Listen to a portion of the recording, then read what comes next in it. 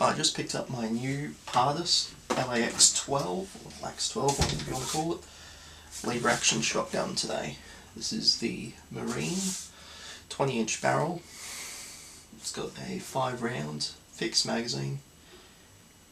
Yeah, is what it is. So, some people commented that I should do like a quick review on this, so I figured I may as well post up my thoughts. Initial thoughts were that the action here, quite stiff. Really took a bit of going to make it move at all. Just working it at home here, I haven't shot it yet. Has really loosened that up already though, so I'm sure once I shoot it, put a few thousand rounds through this thing, it'll be slick as. The gun's fairly easy to assemble, so to disassemble it, what you do is start off with this here. Comes off, that comes off, then you've got this little collar here, okay, so that retains the barrel, screws off, and then has to thread onto here, ideally about cross-threading it, and then that screws off, like so. Right, so to get this out, initially past this point, the bolt is locked to the barrel. Seeing that's how the gun functions. Okay, it's a closed bolt gun, lock bridge gun rather. So to get the barrel out, you need to break it by moving this action bar a little bit open.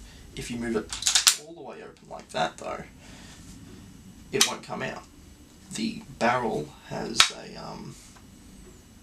well, it's just a bit thicker where it slides into the gun there, and that actually collides on this guide rod here. So when you push the lever in just about halfway, you can then get the barrel most of the way out and then slide it out like that. You can see the handle that connects the lever to the bolt carrier inside the gun. From the schematics, it's a 2-piece design, so there's this piece here, and then it's got another piece that pivots that connects to the bolt carrier. This is a pretty thick part, it's not flimsy at all. It is a casting though, aluminium as a guess, not the nicest finish. So receiver's finished well, barrel's finished reasonably. There are a few flaws in that though. And like I said, the receiver's good. This part, however, is a bit rough. You can see a lot. I don't know how well this is going to show up on the camera, but you can see there's a lot of these fine dimples, which are really typical of cast parts that haven't been heavily machined afterwards or poorly machined. There's tool marks in it as well. So I mean, it's not fantastic, but I mean, it's not terrible either, and it's not a functional thing. Might not show up as bad in the later guns, they'll probably sort this out later, and might not show up as bad when it's in a different colour scheme. But yeah, there's lots of little chips and stuff, which is just really typical cast parts. Bolt looks good though, so the actual, functional parts of the gun look fairly well finished. I'll stick it back together now. On the barrel here there's this little ball, which is got a spring in it, and that, when pressed up against this, will help lock this in place. Okay, so you can see there's this notch surface on this side, so you want to make sure that you get this side facing down to press up against that. Okay, so I thought that was a good touch.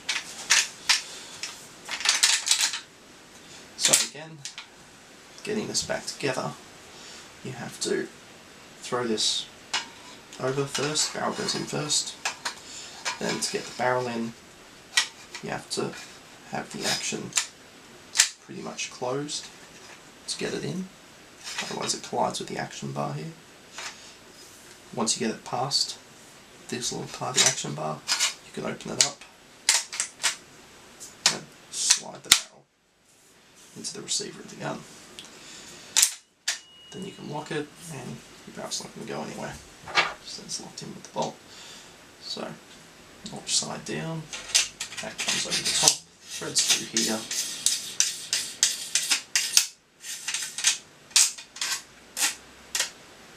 And that secures nicely. Then handguard comes over like this. Okay, with this handguard you have to make sure that it's all the way on. Otherwise the gun can malfunction apparently. So if you have it off a bit, it can get caught up on that action bar, I presume, and it'll jam up. So, seems to be fine, but yeah, you can try it. So yeah, that comes on then, like that. Then lockout comes on, threads on the magazine tube, and that holds your forend in place. So for those of you familiar with the Adler, that's a bit of a different design. The Adler does this all in one. Actually no, it doesn't. It uses the forend to hold the barrel in place, doesn't it? Yeah, so it doesn't actually separately hold the barrel in with the to the magazine tube with a separate device like this does. Take it or leave it, doesn't really seem to matter to me. Okay, so cycling gun.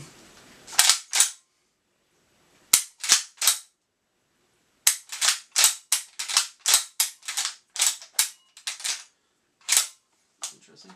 I left a bit of slop in that, so I'll just tighten that back up. So I guess you want this to be nice and tight, make sure you've actually got that on there properly.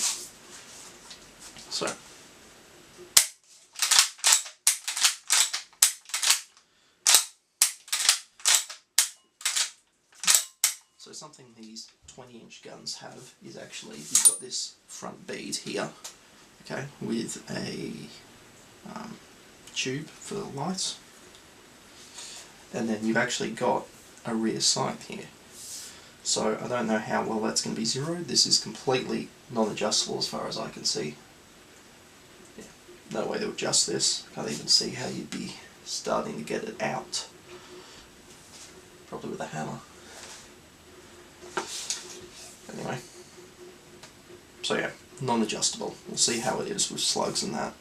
See where it hits, how close it is. I expect that they'll be pretty much, I mean, they'll be slightly off I expect, but close enough that it won't matter, especially with a shotgun, especially if you're using shot.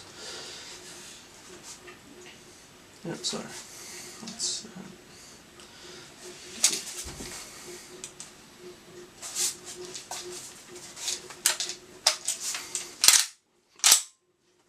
crossbolt safety here.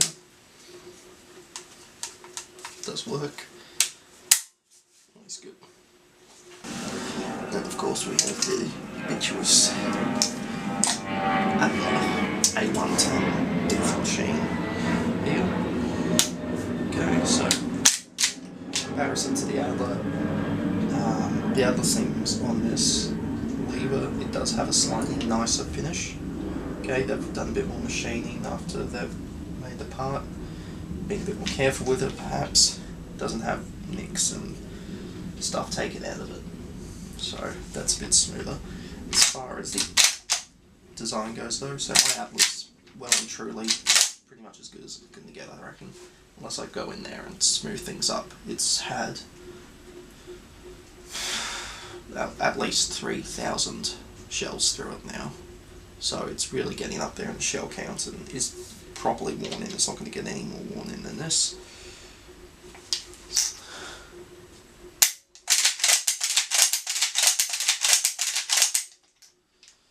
You can see my Adler though still has that two-piece bolt, right? So it's still got this little awkward bit here, and then another one. So there's one, and then 1, 2, and that all the way out.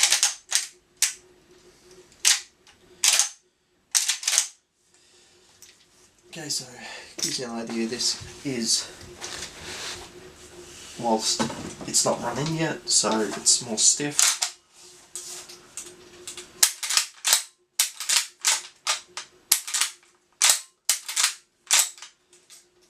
It's a consistent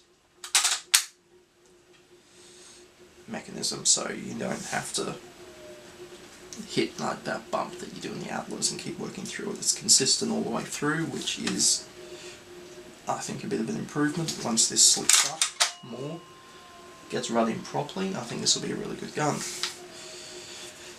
Recoil pad on it, nice chunky recoil pad here. You can easily deform that with your thumb to a degree.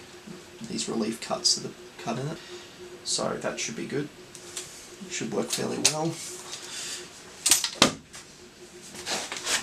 It's a bit more aggressive, a recoil pad, than the Adler. It's slightly thicker, though the Adler's works quite well anyway. Got two snap caps here. They're quite well used, so they might not be completely reliable. Okay.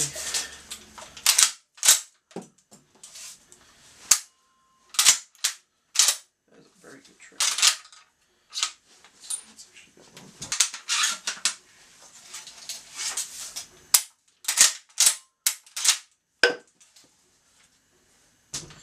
Jeez, I wish it worked like that all the time with those snap caps.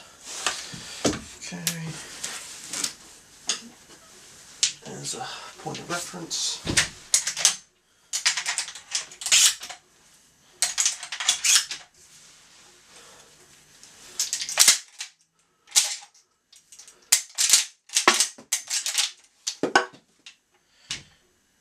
Adler works with snap caps. With the ejector on this, you can see it. It's on the barrel here. It's this little protruding knob. Seems to be sort of built into the barrel.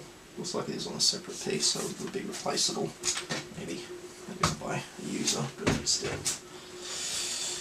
The Adler's ejector is probably, I guess, a bit more aggressive, which is why it's knocking those snap caps out. It's actually using a two-piece ejector where it has one little divot and then further back another one, which is probably why it knocks it out. Now, whether that makes a difference in the feel with actual shotgun shells, I doubt it. I fully expect that to work.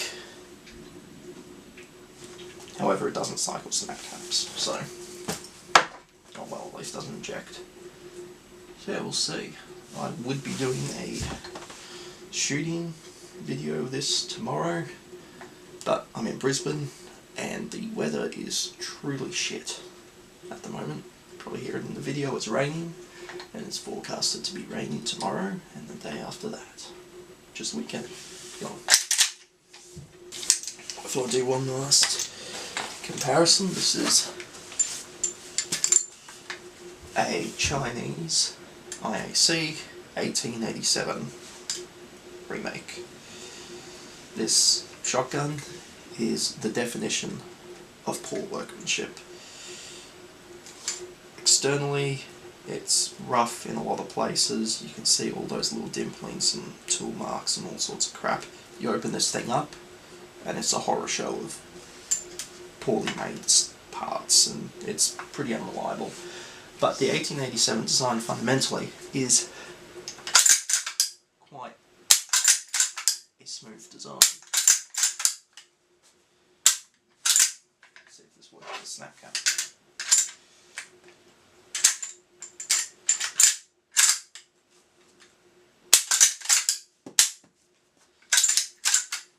However, issues with this 1887, of course, is the ergonomics are shithouse.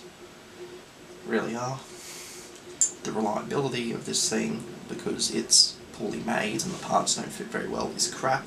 The design, whilst it's nice and smooth, suffers some serious issues in that it needs to be made well to work. It's fiddly, and that's not a good characteristic in any sort of design.